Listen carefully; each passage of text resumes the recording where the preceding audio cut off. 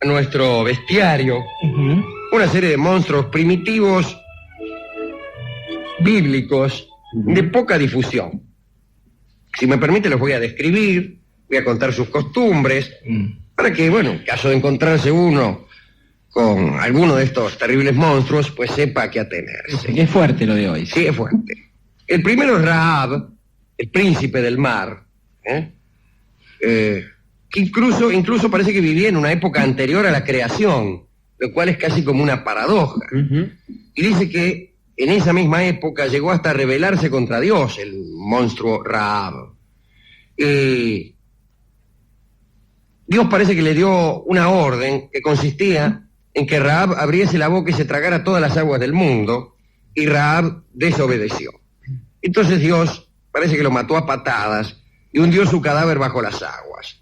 Según se dice, ningún animal terrestre podía soportar su hedor. Esto se dice no solo de Rahab, sino de muchas personas incluso. Pero esto nos recuerda a los babilonios,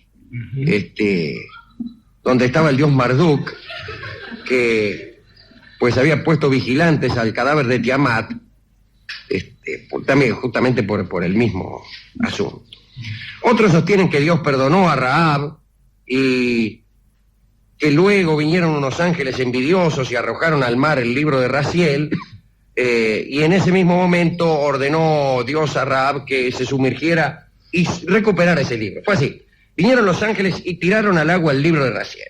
¿Pero qué era el libro de Raziel? Vamos a ponerlo un poco en claro. Es un libro, desde luego, anterior a la Biblia, que Dios le regaló a Adán. O quizá fue el ángel Raziel, el ángel que lleva ese nombre, que le regaló este libro a Adán. Era un libro con conocimientos de orden astrológico y científico, una cosa así. Se dice que ese libro pasó de Adán a Noé, y de Noé a Abraham, y de Abraham a su nieto Jacob, y de Jacob a su hijo Leví, de Leví lo heredó, lo consiguió Moisés y Josué, y llegó hasta Salomón, y que el legendario rey Salomón adquirió su sabiduría precisamente de ese libro de Raziel, el libro que el ángel Raziel, por encargo de Dios, entregó a Adán. Bueno, ese libro se cayó al agua, tirado por unos ángeles envidiosos, que no querían que Adán entrara en posesión de ciertos conocimientos más bien angélicos. Y entonces Dios ordenó a Rahab que se sumergiera y recuperara ese libro, y el príncipe del mar lo obedeció. Pero dicen también que cuando aquel asunto de los egipcios, cuando los egipcios perseguían al pueblo de Israel y vino la apertura de las aguas del Mar Rojo, parece que Rahab estaba a favor del ejército del faraón. Se dio vuelta el tiempo. Y entonces ahí Dios se enojó y destruyó finalmente a Rahab y a todos sus ayudantes, que no habían sido mencionados hasta ahora, pero que al parecer lo tenían.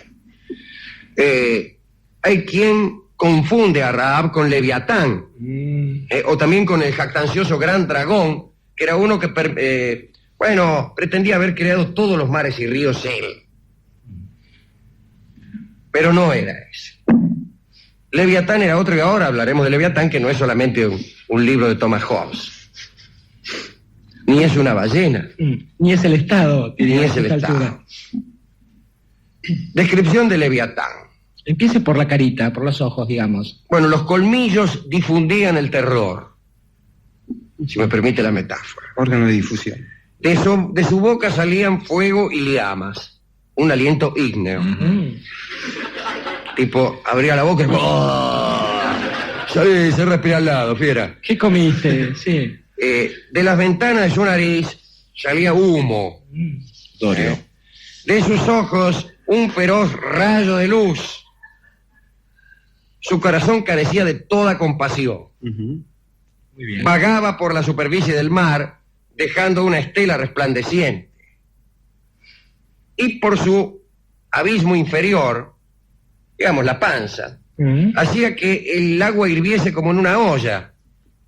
Y tenía la panza caliente. Entonces, al contacto de su panza, el agua hervía. Curioso, ¿no? Parece un submarino atómico para la Sí. gente que le gusta buscar esas metáforas. Claro, seguro vamos a leer en alguna revista Algún que tarado en que- realidad la descripción del Leviatán no era sino la descripción de un submarino atómico que habían traído habitantes de Ganímedes. Todo esto deducido del el dibujito que había en una roca de un tipo con un redondeo alrededor de la cabeza. ¿No ve que eran las escafandras, no ve? Ningún arma podía abollar sus escamas. ¿Vio? Otra más.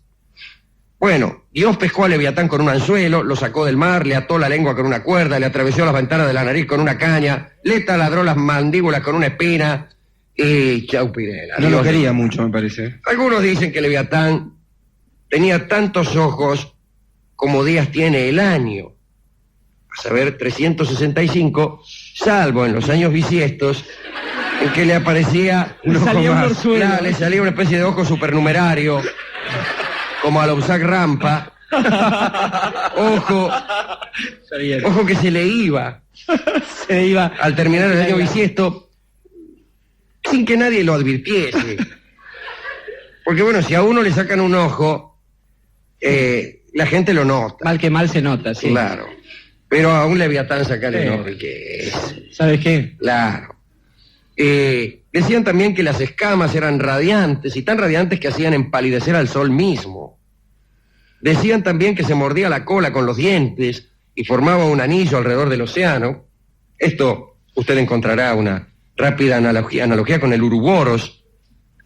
La serpiente de los gnósticos. Claro. O con ¿cómo se llama? O con la Jormungandr. John Mungarden, la serpiente cósmica de los nórdicos. Vikings.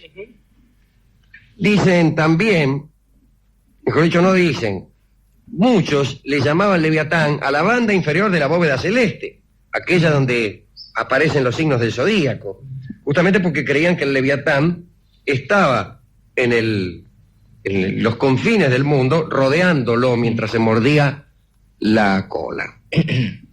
A pocos hombres se les ha concedido el dudoso privilegio de ver al Leviatán, pero Rab Safra, mientras navegaba en su barco, vio un animal que sacaba la cabeza del agua.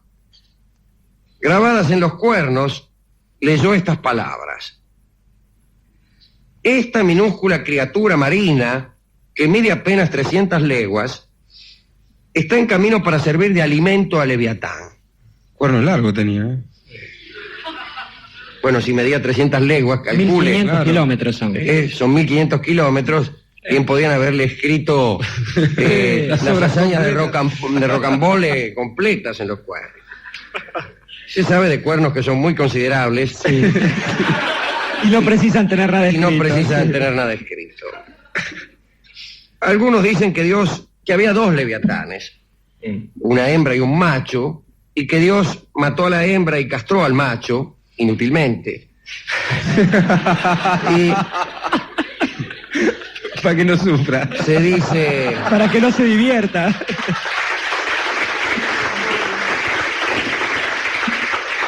Y se dice que la carne del animal muerto está guardada en salmuera para el banquete que tendrá lugar en el juicio final. Para mí 2 panchos.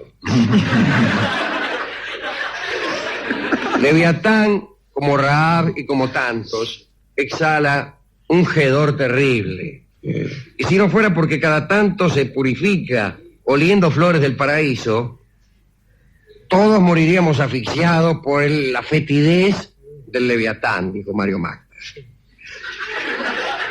También se dice que Dios no solo habrá de preparar un banquete con la carne de Leviatán, sino que distribuirá para la venta en Jerusalén la carne que los justos no pudieran comer. Y también hará carpas con su piel y adornará los edificios con tapices, ya que las escamas de Leviatán son muy, muy brillantes.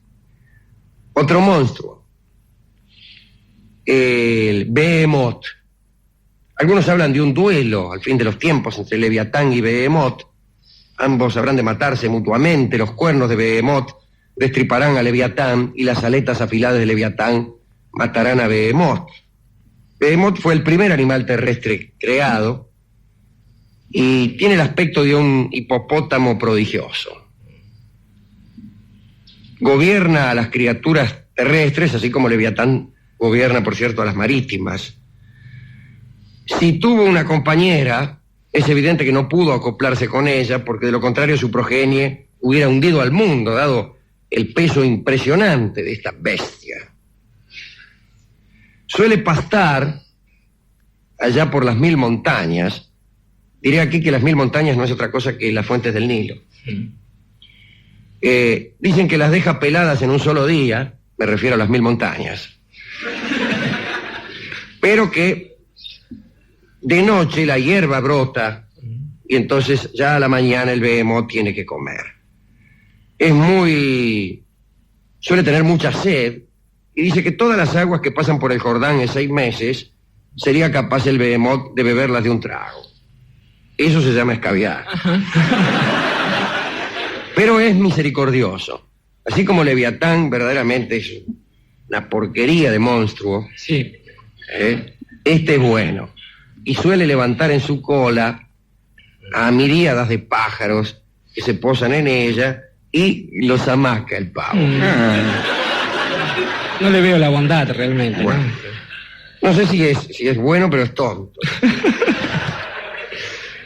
Ahora bien, hablaré de el último monstruo, mejor dicho, la última yunta de monstruos. Y pero muy poco difundido y lindísimo.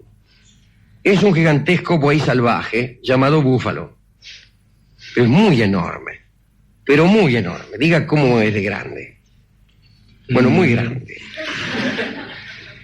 Solamente existen 2 al mismo tiempo en el mundo. El toro vive en el extremo oriental del mundo. La vaca vive en el extremo occidental del mundo. Salvo que usted tenga la peregrina idea que el mundo es una esfera, en cuyo caso ya no tendría sentido seguir conversando. ¿Qué? ¿Ustedes también con eso? Cada 70 años se unen a copular. Bueno. E inmediatamente la vaca mata al toro a mordiscones. No. La muy ingrata. Deshágase uno en atenciones. Sí. Y así le pagan. Y entonces la vaca concibe 2 terneros mellizos, un macho y una hembra. La preñez le dura 11 años. Esas son madres, ¿eh? Ay, cómo sufrimos las madres. Pero en el 11º año se pone tan grávida que ya no puede ni moverse y le cuesta alimentarse. Y en realidad moriría de hambre si no fuera por su saliva. La saliva de la vaca es tan copiosa que le sale de la boca y riega las tierras circundantes, que de este modo se fertilizan, florecen, fructifican, y de ahí toma la vaca su alimento que le salva la vida. Por fin, su vientre se abre, los mellizos nacen y la vaca muere. Inmediatamente el macho va al este, la hembra al oeste, y pasados 59 años vuelven a encontrarse para repetir el ciclo. Dicen que una vez el rey David, siendo niño, se encontró con uno de estos bueyes, no se sabe si con la vaca o con el toro, aunque podría saberse. Sí, bastaba con saber de dónde venía. Sí. Por eso. En realidad creo que se sabe, el que no lo sabe positivamente soy yo. Y lo confundió, digo para dar idea de su tamaño, lo confundió con una montaña. Lo cual nos habla quizá del tamaño prodigioso de estos bueyes o quizá de la absoluta incapacidad del rey David para establecer comparaciones. Pero este animal, o uno de estos animales, fue salvado por Noé, no metiéndolo en el arca porque no cabía, pero lo ató de los cuernos, recordarán ustedes, los que han estado allí, lo ató de los cuernos y anduvo el búfalo nadándole atrás al arca, esto se conoce poco, Sí. Durante todo el diluvio. El tipo atado de los cuernos, me hace gracia, ¿no? Sí. a la popa del arca. Cada tanto se asomaba Noé, aunque no creo, porque no era un arca muy asomadera, Ujú. ni era Noé muy asomadizo. Tanto es así que para ver cómo andaba el asunto tuvo que largar una paloma. Pájaro, claro. Así que no creo que fuera el arca en ventanillas muy generosa. Y de hecho sabemos que solo tenía una pequeña escotilla. Eso. Pero digo, me imagino a Noé pensando, ¿no se le habrán aflojado las sogas que sostenían los cuernos de este desgraciado? Huella, huella, gritaba. Sí, huella, huella, guay. Tra la la la, la lero, huella, güey. Tra la la la,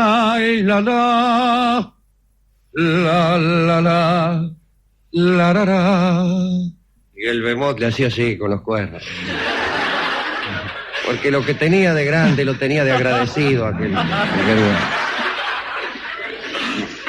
Pues bien, el Rahab, desobediente y de olor fétido, el Leviatán, que echaba fuego por los ojos, humo por la nariz, etcétera, y que también tenía solorete, el Behemoth, el monstruo misericordioso, y esta yuntita de bovinos que estaban uno en el levante y otro en el poniente.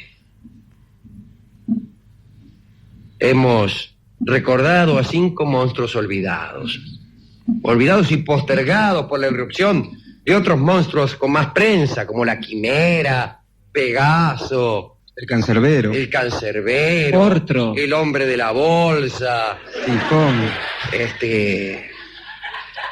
etcétera. ¿A quién dedicar este paso por los monstruos olvidados? Yo creo, Alejandro, que una solución fácil, una salida posible para esta charla que usted ha dado, sería pensar justamente en esas figuras, monstruos más cercanos a nuestra vida cotidiana, a nuestra mitología, a nuestra memoria colectiva. Sin embargo, creo que lo que es menester en términos de la ética que sostiene las charlas de este programa es pensar no en los dedicandos posibles, sino en la condición de aquellos que por tener algún tipo de característica particular se convierten en monstruos, no por una condición monstruosa. Nadie es monstruo hasta tanto el resto de las personas o de las cosas o de los objetos o de los seres que lo rodean se lo demuestra.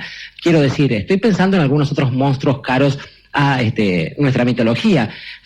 Frankenstein, quiero decir, el moderno Prometeo. Pienso en el conde Drácula, pienso en personas que tienen más de 145 de coeficiente intelectual, pienso en personas capaces de amar hasta la muerte. Digo, aquellas personas que se diferencian tanto, que reciben ese nombre de tératos, y que se diferencian tanto justamente de la gente que terminan por ser temidos y perseguidos. Y pienso también en otras personas, en algunos seres sensibles, en general parcos de palabras, que no pudiendo comulgar con otras personas como ellos, prefieren elegir la compañía de una bestia, de alguien que puede ser un monstruo, porque así concibieron nuestros indios aquí en América la llegada de los caballos. Pienso que quizás en algún momento de la vida habría que mirar a los monstruos de frente y decirle, o vamos, vamos, Zaino viejo, o tú no eres tan diferente de mí. Está bien, entonces para los que alguna vez trataron con cariño a leviatanes y a rahabes y les dijeron, escucha, Rahab, Leviatán, traque Behemoth, apure delantero güey, escucharemos entonces vamos, vamos, Zaino viejo.